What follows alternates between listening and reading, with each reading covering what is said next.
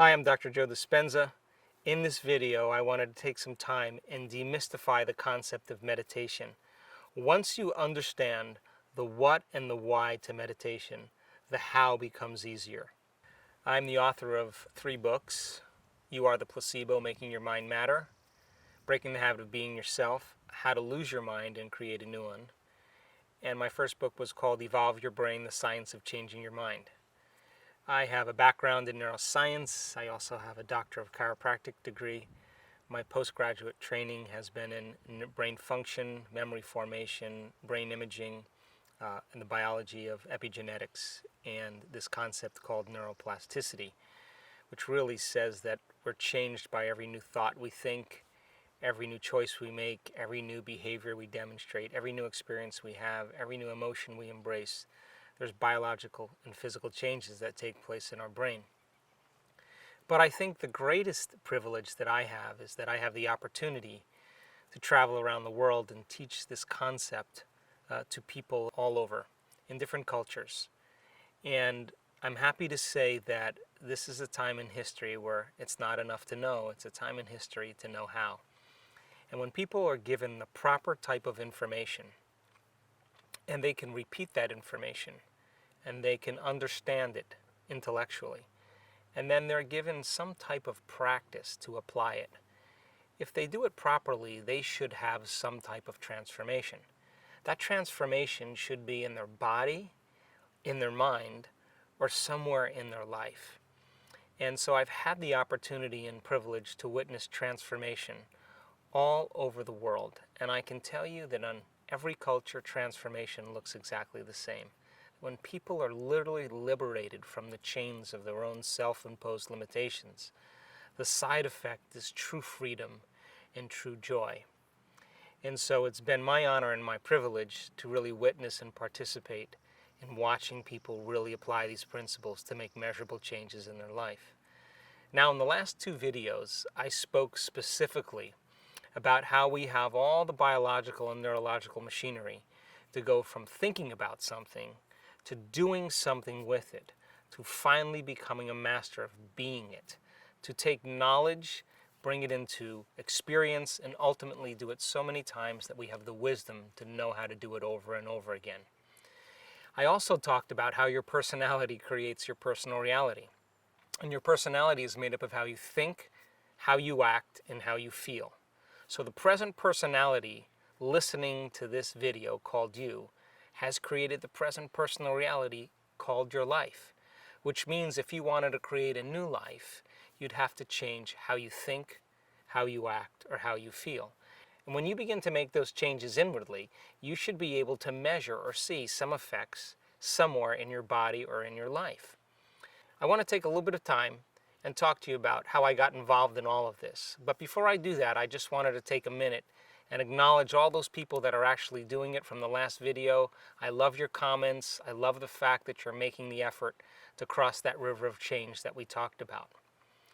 In 1986, I was run over by a truck in a triathlon. I was coming up to a corner and there was a police officer on the corner. And I was passing 2 bicyclists. And he was pointing at me and he was waving me on to make this turn. And as I merged past these 2 cyclists, the problem was that the police officer had his back to the oncoming traffic. So as I made the turn, a 4-wheel drive Bronco catapulted me out of my bicycle and I landed squarely on my back. As a result of that, I wound up breaking 6 vertebrae in my spine. When you land hard on your back or on your butt, the compressive force takes the columns of these vertebrae, these blocks, and compresses them like pancakes. And so I had broken 6 vertebrae in that fashion, called compression fractures. Now, when you compress matter like that, or mass, and you flatten it out, the volume of that matter has to go somewhere. And in my case, it went back onto my spinal cord. So I had multiple compression fractures of my spine in 6 vertebrae, and I had bone fragments on my cord. One of the vertebrae was more than 60% collapsed, and when it collapsed, the neural arch, the arch that contains the spinal cord, broke like a pretzel, so I had cord compression.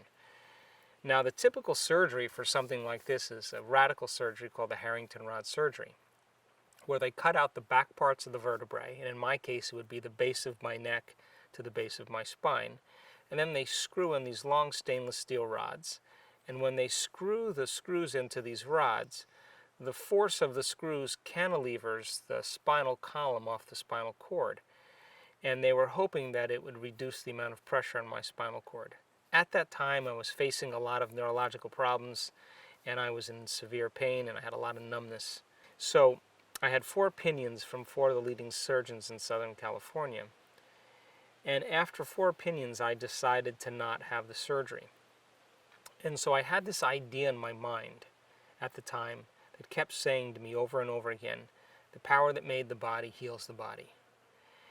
I didn't know what that meant to the degree that I know now, but I understood that there's an intelligence that's giving us life in each and every one of us. It's the same intelligence that's keeping your heart beating right now and digesting your food and organizing hundreds of thousands of chemical reactions in one cell of your body in 1 second, that you're losing 10 million cells every second and you're making another 10 million. That there's an intelligence that has a mind that's much greater than our mind, that has a will, actually, that's so much greater than our will. And it has a love for life that's so much greater than our love for life. And so I thought if my will could match its will, if my mind could match its mind, and if my love for life could match its love for life, maybe it would answer the call. So I wasn't going anywhere or doing anything. I was basically laying face down.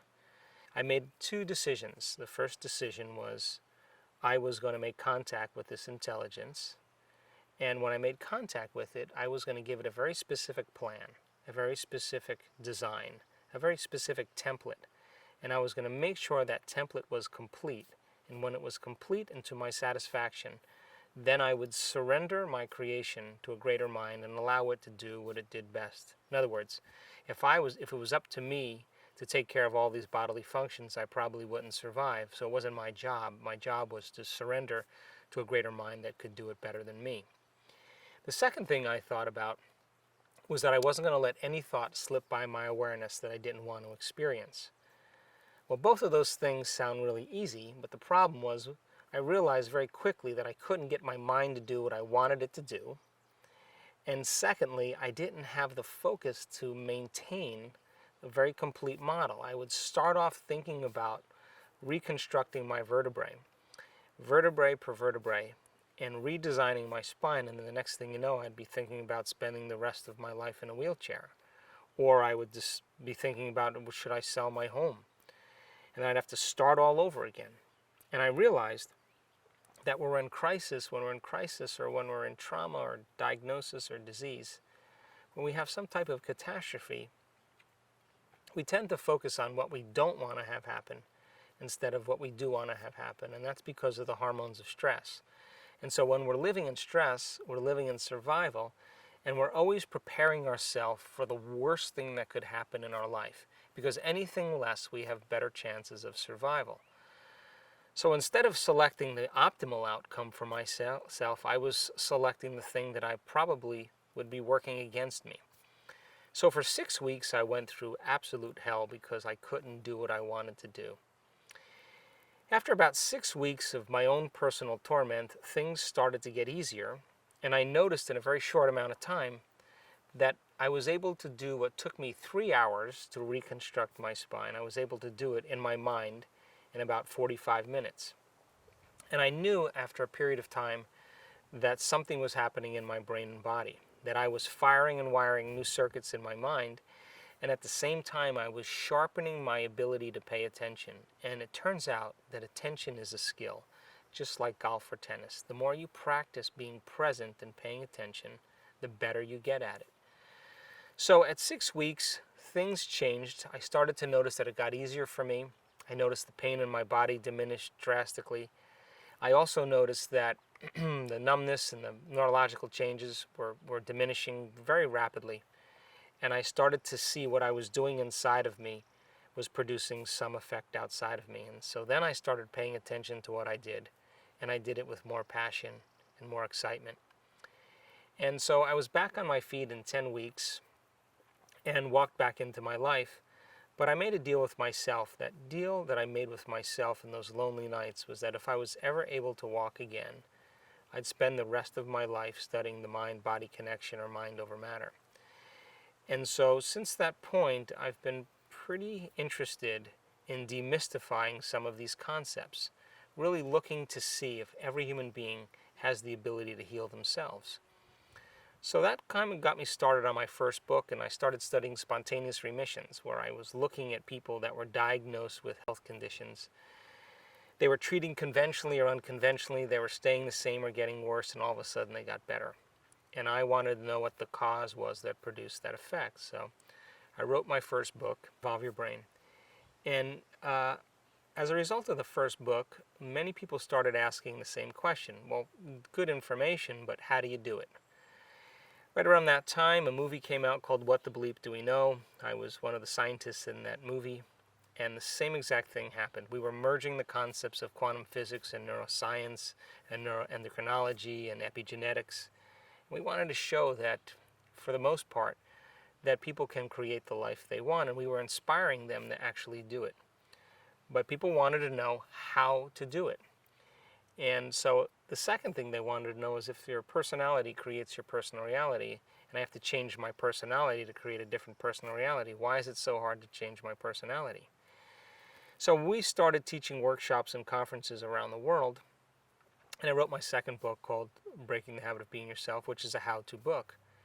From that point, I think, is when the miracles started happening. We started seeing people healing themselves of MS and lupus and cancer and diabetes and rare genetic disorders and traumatic brain injuries, Parkinson's disease, uterine fibroids, thyroid conditions, other endocrine conditions. We were seeing pretty significant changes in people's health, and then we started to see some very significant changes in their life. They were creating relationships or the jobs or the opportunities that they wanted by just changing their personality. This started the journey for me because I was interested in beginning to measure some of those changes. And so we brought in a team of scientists and researchers, and we teach these advanced workshops around the world. And our interest is to measure transformation. And my theory is that if we could measure transformation in the brain or in the heart or in the field around people's bodies or genetic changes, and we've done all of those things, then people will begin to understand that it's possible for them to do the same.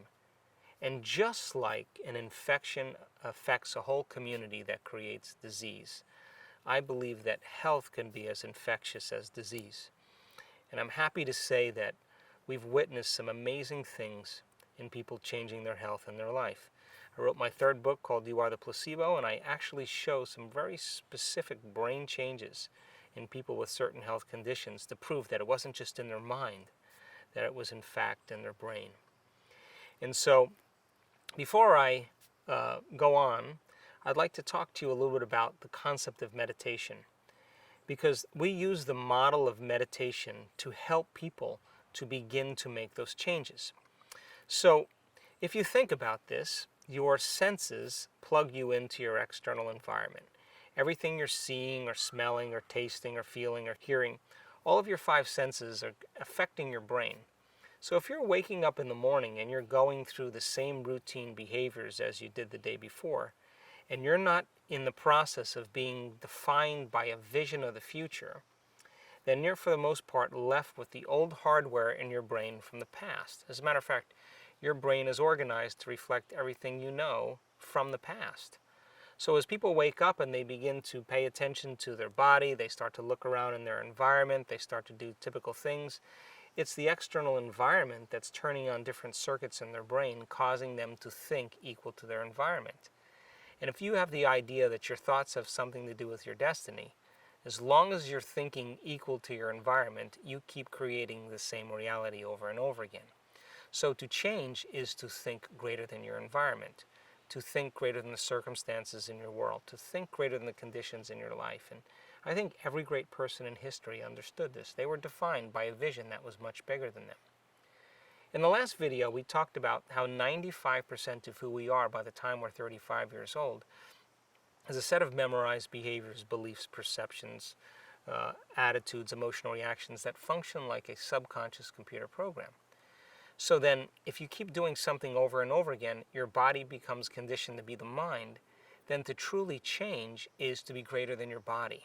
So then, if 95% of who we are by the time we're 35 years old is a set of memorized behaviors, emotional reactions, beliefs, and perceptions, even attitudes that function like a subconscious computer program, then to change is to be greater than the body as the mind, because that's the body being conditioned over time to be the mind. So crossing that river of change that we talked about, going from the old self to the new self, beginning that process, of course, is going to feel uncomfortable in your body, and that's why most people return back to the same state of being. So then, if you were truly in the process of changing yourself or your life by thought alone, then it would make sense then that you would have to put your body down and make it stay in one place and no longer do anything, to disconnect from your external environment, which means close your eyes or play soft music in the background or put earplugs in to diminish the sensory information in your brain, and to literally forget about time. Stop trying to predict the predictable future based on memories of the past. Be in the present moment. And that's what meditation is about. Meditation is getting beyond your analytical mind, beginning to eliminate your body, your environment, and time, so that your thoughts in your inner world become more real than anything in your outer world. The word meditation, as I said in the last video, means to become familiar with. So then, if you're in a meditation and you're becoming conscious of your unconscious thoughts, if you become aware of your automatic propensities or habits or behaviors, if you begin to notice how you're feeling, the fact that you are observing those states of mind and body is the process of meditation, to know thyself. And if you think about it, if you can observe those states of mind and body, how you're thinking, how you're acting, and how you're feeling, it means now you're no longer the program. You're the consciousness now observing the program. And that's when you begin to objectify your subjective self. That's when you begin to pull out of your biology. And the more conscious you become of your unconscious states, the less likely you'll go unconscious in your normal life. Now, if you're sitting in your meditation and you start to think about new ways of thinking, you begin to rehearse mentally or review in your mind or plan new behaviors you're going to demonstrate or new choices you're going to make, you begin to fire and wire new circuits in your brain. And if you keep firing and wiring those circuits, it'll begin to become familiar to you. And if you could cultivate the emotions of what the experience would feel like before it occurred, and you understood that emotion would be literally signaling new genes in new ways, and you weren't going to wait for the experience for the emotion, and you practice those emotional states of opening your heart and feeling gratitude and joy and love and freedom and wholeness. If you did that every single day, biologically and chemically, you would be able to cultivate that emotion a little easier the next time, and it would begin to become familiar to you. So then, if the word meditation means to become familiar with, and you understand that the whole purpose of meditation is to eliminate the environment, to set your body down and get beyond time, then as you begin to make your inner world more real than your outer world, according to the research that we've done over and over again in over 1,500 to 2,000 people's brains we've studied in meditation, that when you live as a materialist in your life and you put all of your attention on your external environment, your brain waves, the way your brain is processing information, function in what's called beta brain waves. In other words, in beta, your outer world is more real than your inner world because you're more conscious and you're more aware. Now, if you close your eyes and you eliminate some sensory information and you sit your body down and you're not seeing as much or hearing as much or feeling as much, your brain is processing less data, so your brain waves slow down. And when they slow down, you move into what's called alpha brainwave patterns. Now in alpha, your inner world tends to be more real than your outer world. You still can sense the outer world, but you're paying attention more to the inner world. It's the world of imagination. Now, if you relax a little bit more and your breathing starts to change, you'll slip into what's called theta brainwave patterns. That's when your body is asleep and your mind is awake. Now, if your body has been asleep and your mind is awake, that means your body is no longer the mind because it's asleep.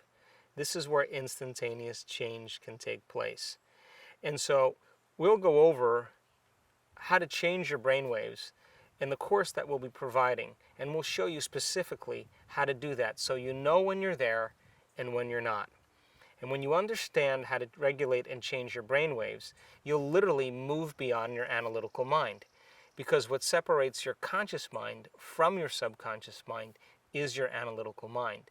And we have very specific techniques that we use to slow down the analytical mind. And it turns out when you focus on nothing, when you focus on empty space, when you focus on the big black space behind your eyes, that's when the brain waves begin to slow down, and not only slow down, but get highly organized and highly coherent. And so we'll touch on that in more detail so that you'll have the tools to be able to practice it in your life. All of this information that we're talking about is for you to do something with. That if you have just the smallest part of your day in the morning, when your brain waves, when you're waking up in the morning, your brain waves go from delta, which is deep sleep, to theta, to alpha, to beta, to wakefulness. Or when you're going to bed at night, your brain waves go from beta to alpha to theta to delta. Those 2 times the door to the subconscious mind opens up. What if you were to sit up and close your eyes and be defined by a thought? In other words, if you are going to change your life by thought alone, if you are going to heal your body by thought alone, or if you are to create some new future time by thought alone, then you have to become thought alone. If you were to sit down then and close your eyes and just begin to relax your body and begin to become aware of the space behind your eyes, that big black space behind your eyes, and just relax into that space. And if you notice your mind wandering to people or things or emails or problems that you have, just keep returning back to that big black space behind your eyes. In time, your brain waves will begin to slow down. So practice that between now and the next video. Please send us your feedback. We love to hear from you. We love to see that you're doing the work. And most importantly, you are the miracle yourself. Try it out in your life and see what happens. That's when you get to experience the truth of all of this. I'll see you next time.